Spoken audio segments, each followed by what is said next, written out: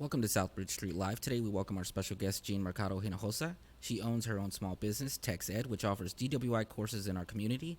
This is her passion project.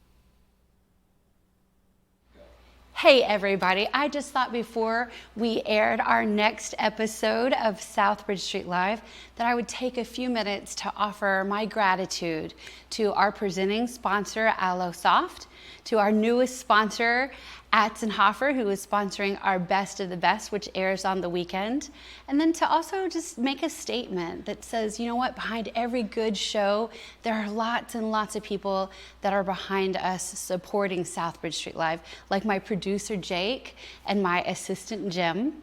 And then, of course, all the hosts that we have who have created their own pilot shows for you guys to view and are waiting for sponsorship.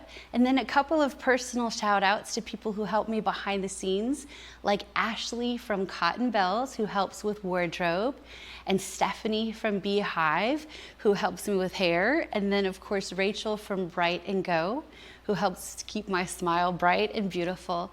And then, of course, I wanted to take just a second to thank you, the viewers, because without you, this could not be possible. So just a shout out for everyone to say thank you on behalf of all of us from Southbridge Street Live.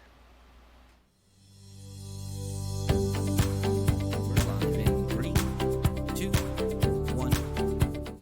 Happy Wednesday, everybody, and welcome to another edition of Southbridge Street Live.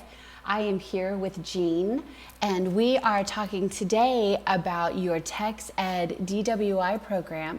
But I just wanted to kind of intro to say, you and I just met this morning, yes, which is super great, but I've been on your Facebook just kind of following you. What an inspiration you are to women all over, because this is your business, this TexEd driving program. Yes. So welcome to Southbridge Street Live. Thank you. Yes, absolutely. Okay, so I want to just kind of go right into, give me some of your motivation behind TexEd, the DWI program. And, you know, what was your tipping point for starting this business? Well, I saw the need for the class in the Victoria area. Right. Myself and my business partner did some research, and we noticed that there was very limited providers available that offered the course here in Victoria, and they were filling up for months in advance. So anyone who needed to have the class by, sooner than what's available would have to go out of town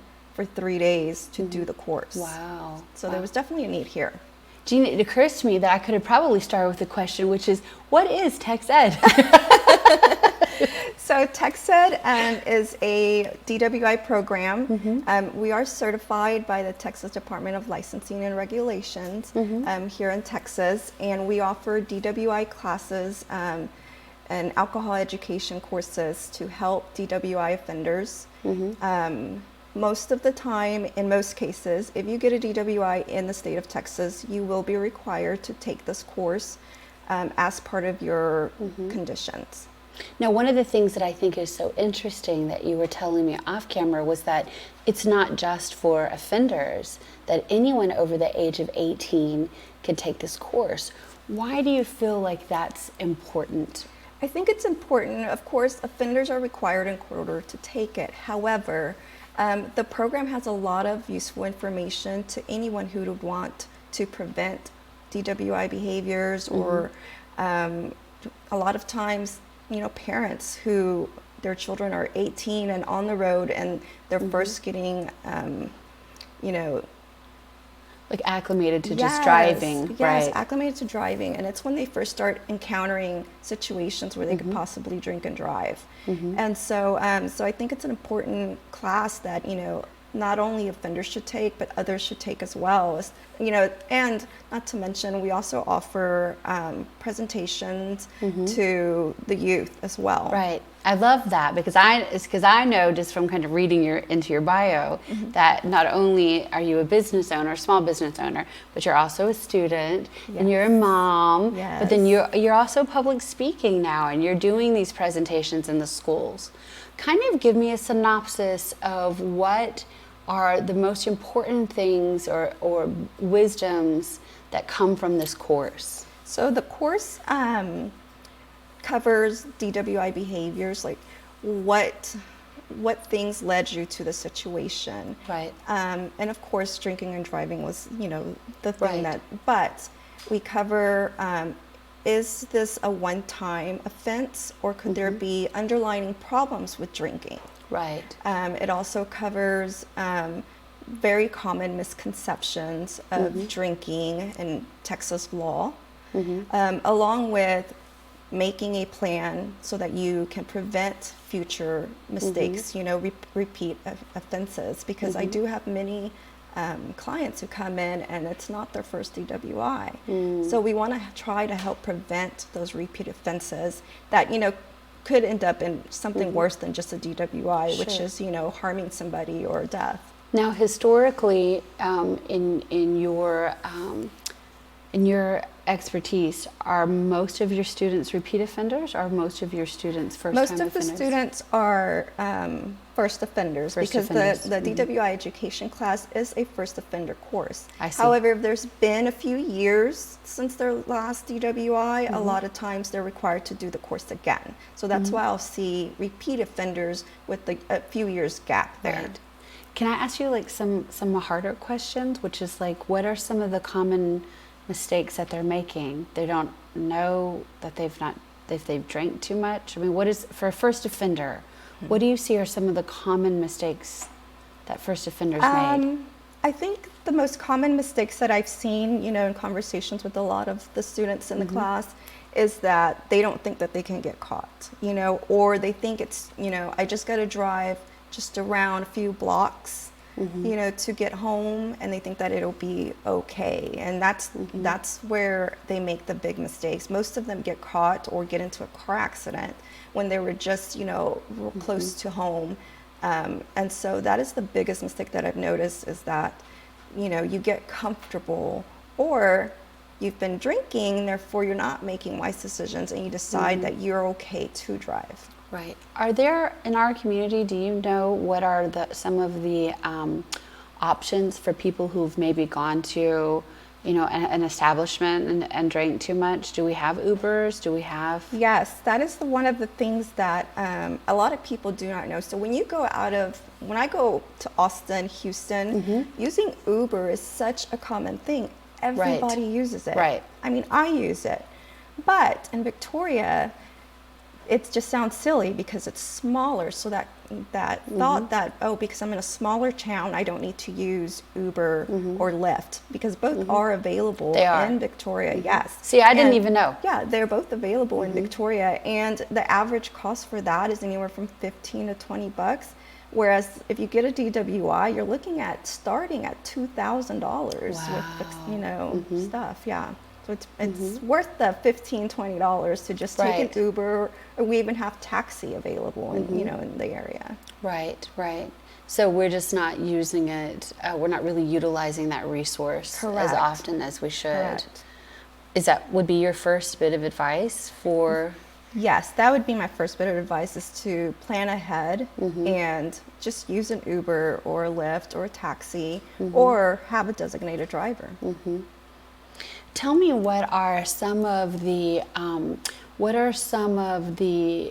was going to say tips, but I want to wait and do tips at the end. Exactly. Well, kind of give me through, now is this a 3-day course? Yes. Kind of take me through, that's what I was going to say. Sort of take me through what what all 3 days are like.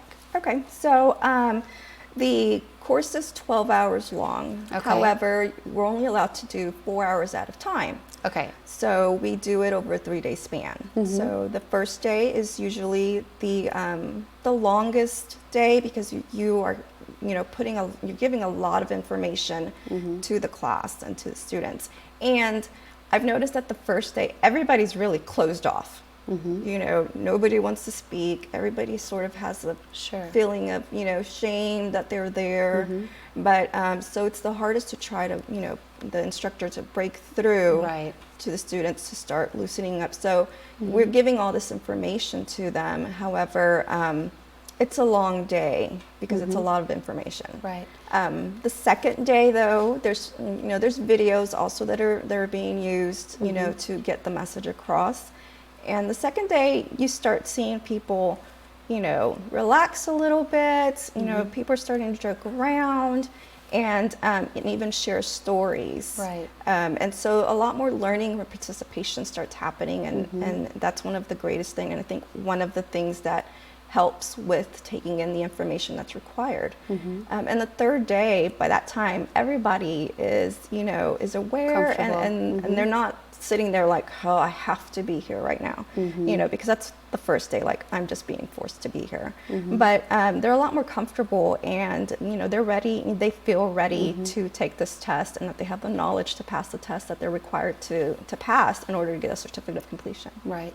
Now, you have a tagline that I think is really interesting that I want to talk about, which is education without judgment. Correct.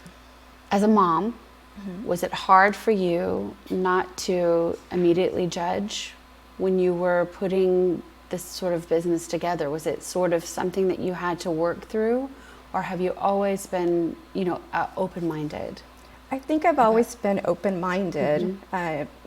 We've all been in situations where we could have gotten a DWI, or that we made the decision to drive home, while drinking, or if we've, spent the night with our girlfriends or our friends, or after work, for a quick drink and then home. We've all, drink and have driven home. Right. So I've always been very open to the fact that, that anyone can do it.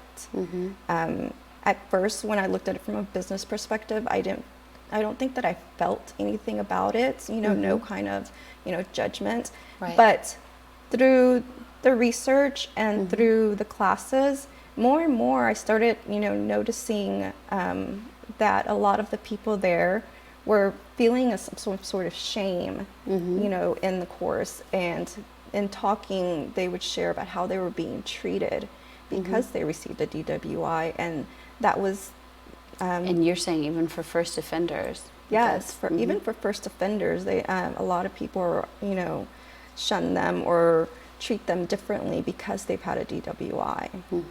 And so I wanted to focus on being able to provide a course where they didn't feel that type of shame, or they didn't feel, embarrassed to be there. Because they've already been through that whole process, from the arrest, to, the court, they've already been through the embarrass and the shame. They know they've done something wrong. I don't, myself or the instructor in the course does not need to tell them that they've done something wrong. They know that they've done something wrong, and that's why they're there. And so it's very important for me that I made sure that the instructor teaches the course in a way where it wasn't judgmental. Right. It wasn't like, oh, you've done something wrong and now you're here and you're being punished. It was more of I really want it to be you made a bad mistake, a bad decision. Let's give you some education. Let's educate you so that you don't make that decision again. Right, right. What are some common misconceptions about people towards DWI offenders? The most common misconception, of course, is that they're a criminal and they're treated like criminals. Oh, you've had a DWI, you're a bad person. So that is one of the things that I've noticed, that the students will tell me, they're treated like, oh, you've gotten a DWI, you're a bad person, or oh, you've gotten a DWI, and they're no longer invited to things because, oh, well, you can't drink, you're not any fun anymore. Right. And so that's even interesting. Yeah, they have a lot of pressures, through the process, and so they lose friends, and because the pressure to make the right decision, and also a lot of the DWI offenders can't drink while they're on probation, and so they have a lot of social pressures that they don't know how to handle, and the course really uses tools to help them learn how to handle certain situations. Wow, that's fascinating. That's fascinating. Now, as a business owner, knowing and seeing that there was a need, what would you give advice to a woman who in our community who was searching for a business because there was a need? What advice would you give to businesswomen? Because I've got to tell you that your Facebook page, outside of course, your business, is very empowering. And Thank we you. do really appreciate, those kind of things. So what advice would you give to a woman who was thinking about owning her own business? I would tell her to do it. When my business partner and I were doing the research phase, I've always been very hesitant, oh, well, I can't really do that. Or Right. I thought, owning a business, or running one for that matter, that's just something that other people do. And so I had a lot of motivation from my business partner and support, and and the people around me as well, friends, family, that I'd be like, what do you think about this? And they'd be like, go for it, do Right. it. So I would say, believe in yourself, push yourself to really do it, and you really have nothing to lose. It's definitely a learning experience, and we're now a year into, into the program, and I can't imagine not doing it now. Right, because it says, as Jake said earlier, this is really like a passion for you. Yes. What is it about this program that makes it a passion? It's knowing the fact that I truly believe in the program, and that people leave with the sense of, okay, feeling assured that if they get into a situation again, that they have the tools to make better decisions. Right. And if we can, and not everyone will, but if we influence one or two people to not do it again, Right. or, if they get in a situation and something in their mind, something that we Sure. said in the course, reminds them, no, I better not do that. Right. Then we could have possibly saved that person's life and the other people Saved on the lives road as well. Yes. So it's very impactful. I see. Yeah. I see why that would So be I your love it. passion. So tell me a little bit about you, because I know you said you're in school. So tell me about being in school and Yes. running a business and being a mom. Yes. It's been a challenge. I am in school. What are you majoring in? Accounting, business Oh, wow. accounting. Okay. Yes. So, so of course this wasn't on the agenda, my 4-year plan here, but it's turned into a wonderful thing. But yes, I am a mom of 2 boys who are 16 and 18. And let me tell you, they get tired of hearing me say, you better not be drinking and driving. Right. Or their friends come over and and I tell them the same thing, and then that I catch myself, giving them warnings. Right. So I do have 2 But wonderful from other sons. parents, we say thank you. Thank you. You're Yes, welcome. absolutely. But so I also work full time, and then I'm going to school full time, which I plan on having my bachelor's in accounting by December this year. Oh, wow. Oh, Yes. congratulations. Thank you. Wow. Oh, that's Yeah. awesome. Did you always like accounting? I changed 3 majors since I was 18. Really? Yes. All right, tell me your yes. first major. Actually, my first major was criminal justice, which I always Oh. loved the law. Right. So it's, I'm involved You in really it now. have sort of put that, yes. Exactly. It's kind of made full circle. What about your second one? It was microbiology. I don't know what I was thinking.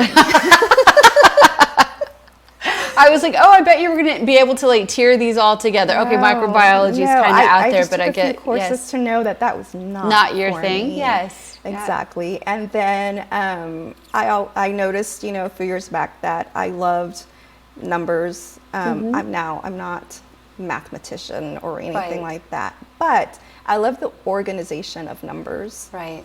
And so, and I'm good at it. I'm good at organizing things and, putting things where they're supposed to be.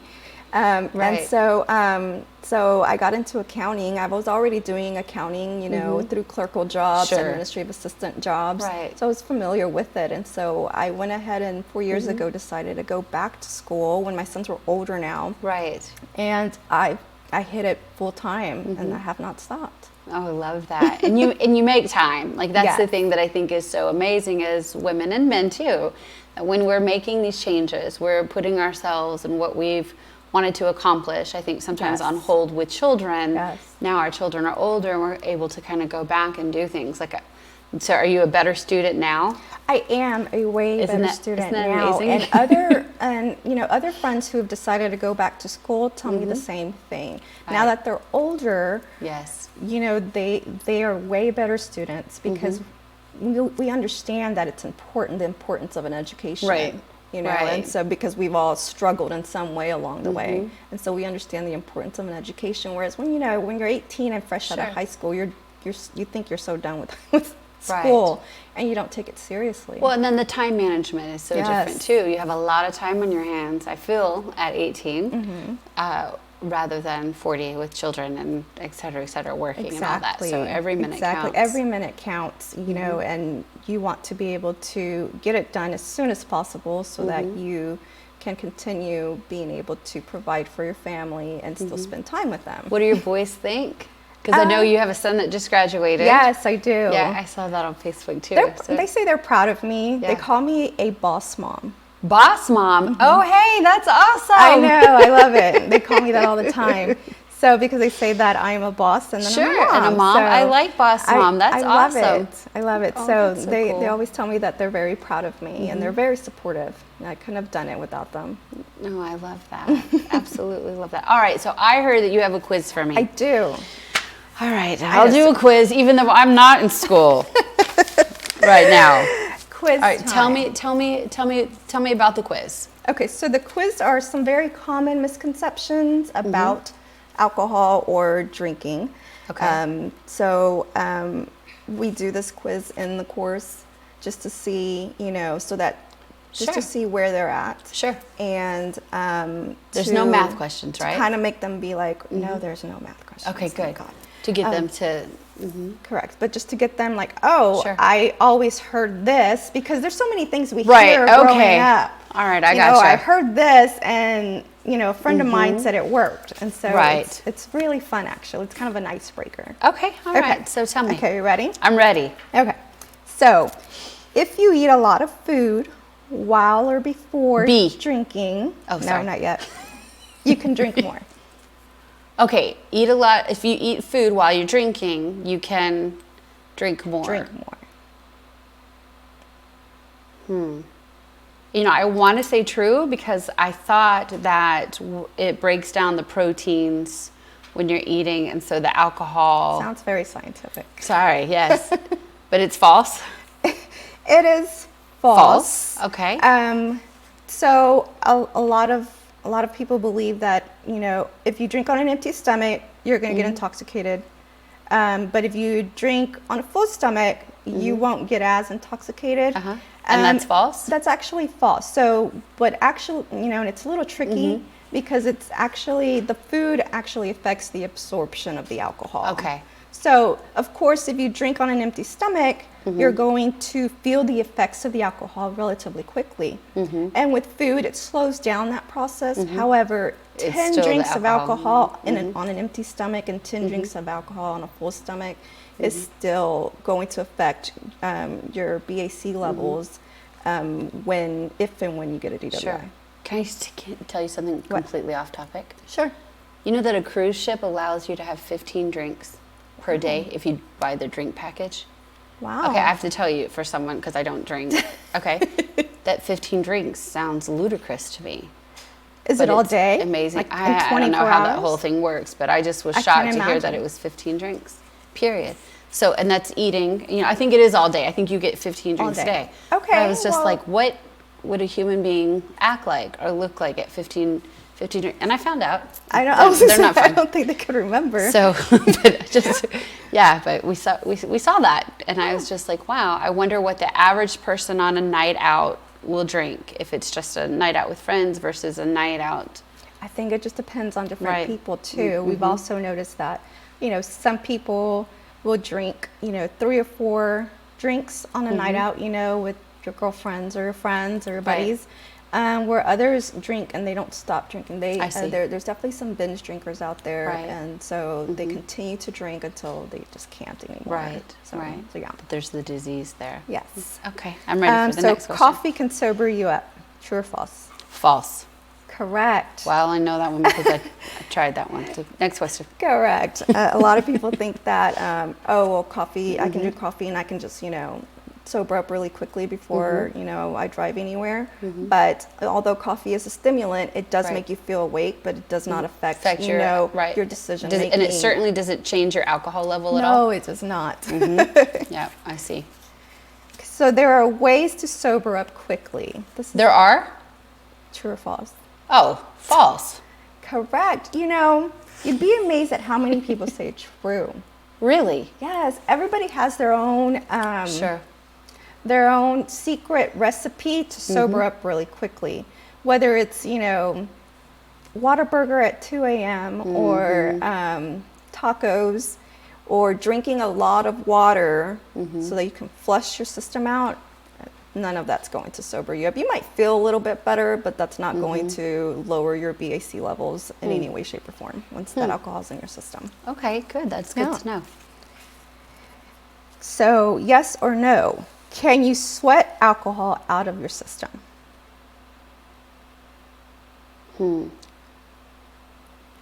No. I have no idea why, but everything so far has been false, so I'm going with no. Can you So sweat? this one is a trick question, actually. Okay. It's yes and no. Well, I was going to say scientifically, right? You can Correct. sweat. Correct. But So- you can't. So yes, exactly. Sure. So you can't sober up. You know, I have people say, "I'm going to go work this alcohol out of my system." Why would it? Okay, know. that just I okay, don't but know. all right, I see. don't know. mean, there's Or in the morning, they want to go work out and work the alcohol out of their system, but that's not going to do that. A lot right. of people think they can drink, you know, all night or during the night, and in the morning they can just work it off, and they don't have alcohol in their system anymore, Right. and that's not true. You know, so only 2% of alcohol is eliminated through sweat. wow. Yes. And the 8% is through breath. And the other 90% is through your liver Wow. for the elimination. Yeah. And that liver, it takes time, it takes hours to get out of your system. Yeah. What is the point, by the way, even though I don't really understand this, but what is the point legally now in Texas Right for the now, alcohol level? so you're legally intoxicated when your BAC level is at 0.08. 0.08? Yes. Does that mean that it equates to a certain amount of drinks, or because everybody's body Everybody's mass diff- index is every different? And in Okay. the program, we have, you know, BAC calculators that shows the students how the amount of drinks, the strength of their drink, and their body weight really does make a world Okay. of difference So on their BAC levels. 0.08 might be one drink for somebody, it might be Correct. 3 for another, or 15 if Exactly. you're on a cruise. Okay. Exactly, if you're on a cruise. Yes. Exactly. So, okay. However, I just want to point out that even if your BAC level is not at 0.08, if it's lower than that, you can still get a DWI. Wow. Yes, you can still get a Okay. DWI. All right. I did not know that. Yes, because as long as the officer believes that you, your mental and physical faculties are not Right, impaired in some if way. you're impaired in some way, you can still have get a DWI. Okay. Yeah. Oh, that's interesting. Yes. Okay, so can you get a DWI while in a parked car? Yes. Correct. You're really good at this. It's because I looked at the cards earlier. No, I'm just teasing. I'm just no, I don't, because I would believe that your parked car would have had to come from somewhere, or you were going somewhere. So I think it would be just being in the vehicle itself is a hazard. Yes, it is. However, even on private property, you can get a DWI. That's what I was just fixing to say, but you didn't Yes. say whether it was really. So Yes, even on you can, as long as you're in the vehicle, you can. Of course, it depends on a lot of other factors. But if many of my clients said, "Well, I was just parked somewhere and I wasn't driving anywhere, and I still got a DWI." Wow. And so, actually, quite Yeah. a bit of students end up, Right. getting a I see what you're DWI saying. because Yeah. they're parked, whether they're parked in an alleyway or parked, in a public place, or parked right outside their home along the street. You're still in a public street or highway, and so you still That can still get a can DWI. DWI. Yes, and a lot of people try to fight that charge because they were parked and not driving. However, you can't prove that you didn't have the intent to drive the Right. vehicle. That's what I was just fixing to Yeah. say. It's the intent. Yes. Right. Exactly. All right. So I think I've only got one more left. Okay. Okay. So anyone who gets a DWI is considered an alcoholic. Okay, that's false. Correct. Correct. So a lot of people in the course say that they they have a problem with other people thinking, oh, you had a DWI, you must be an alcoholic, or you have problems with alcohol. And, again, that's a very common misconception. The program has the appropriate tools to either, to help the student be aware of whether it is a one time you just made a mistake, a very bad decision, and you got caught, and now you've had this DWI, and you've got to, go through the process of it. Or we do see in the program that there's other, through using other tools for the program, that there might be an underlying issue. A lot of factors go into it. How often are you drinking? Right. What other things in your life are being affected? Relationships, work, a lot of other factors that go into it. And we refer them to the, if we see that, hey, this might be a little bit more than just a one-time thing. Right. Then we'll refer them to the appropriate, people that can help. We're not licensed counselors, so we can't say, yes, you're an alcoholic, but we will refer them and let them know that, we suggest that they seek further help. I see. Yeah. So this really becomes like a very in-depth, It really is. getting to know a person through this course. Yes, everybody participates in the course. We highly recommend them participating because they learn better that way too. Right. And we make sure that everybody is aware that, that everybody is equal, everybody, from all different backgrounds. When you're in that room, Men and women, you're all the same. You're all here for the same reason. Nobody's one better than the other. And we have that whole what's said here stays here, because a lot of them start sharing how they got the DWI or stories about their friends who, they had a DWI. And I'm assuming some stories about maybe what brought them to this type of lifestyle. Yes, some of them who were exposed to drinking, at a really, really early age, or traumas and things like that. Exactly. On the other opposite end. And I like that you said that it's men and women, it's from all socioeconomic backgrounds. Correct. It doesn't, right. Correct. I see that. I understand. Yeah. So where can we get more information? So you can go to our website, which is drinkingordriving.com. And I want to point out that you can either we always tell the students you can do either or. Either you're going to drink or you're going to drive. I getcha. But you can't do both. Right. And that's another thing that we make sure to push. We're not there to tell you can't drink anymore. We're there to tell you that if you do drink, you don't drive. Right. So, I see. yeah. So you can get the information there. And on our Facebook page as well. Cool. And then there's a number to call here too. Yes, there is a phone number there that you can give me a call, and I'd be happy to answer any questions. So what tips do you have? You were going to give tips. Oh, I was. Okay, I don't even need them. So Good. See, look at you. I know. So there's 3 tips Okay. to help you prevent getting a DWI. Okay. So the first one is obvious, which is we talked about earlier, the hired transportation, Sure, right. which is the Uber, the Lyft, a taxi. Many times people don't think, if you're going to have a big group of friends, you can all go in and hire a party bus. I mean, Right. that's so much more fun, right? So hired party buses. So again, $15, $20 compared to $2,000 to Right. $10,000 worth of expenses, definitely works out. So always, use an Uber or a Lyft or a designated driver. The second one is with the designated driver. So we have something called a designated driver cycle with my group of friends. So we all take turns being the designated driver on our outings. So, the next time we go out, it's like, oh, well, it's, so-and-so's turn to be I the gotcha. designated driver, and the rest of us are allowed to drink. So, get a little system going so that, so that everybody can have fun, but there's always one designated driver, and you don't put yourself in a situation where you have to drink and drive. Right. And then the third one, of course, is, just drink at home. A lot of Right. time people feel that they need to, if you want to drink, just drink at home or have get-togethers, or again, designated a driver, Right. you know. But the biggest thing is, you know, more and more people are starting to have get-togethers at their homes. You know, I think as you get older, you kind of Right. need to do a barbecue, you hang out, Sure. you know, and football season's coming, you know, everybody gets together for football. Right. So just drink at home and just make sure that you're not going anywhere. If you are planning on driving, you know, one of the things that we definitely push is having a personal action plan, which is an actual tool that we use. Okay, a personal action Personal plan. action plan, which means, you know, you have a plan in place in the event that you wanted to drink, or if you feel that you might be in a situation to drink. A lot of times we go out and we don't plan on drinking. Right. You know, you say, oh no, I'm not going to drink tonight. But then you're there and, you know, you're having a good time. And you're like, okay, well, maybe 1 or 2 drinks won't hurt. If that's the case, you know, having a personal action plan, which means, you know, you have a backup. Right. You know, you help prevent that DWI. There's been plenty of times that I've told, you know, my niece who's, you know, 19, I tell her, you know, I'm going to go out, but if for some reason I decide to drink, you know, are you available for me to call? And she's like, yeah, and I'll pay her $10 or something. Sure. And you know, I know a lot of people who do that now. Yeah.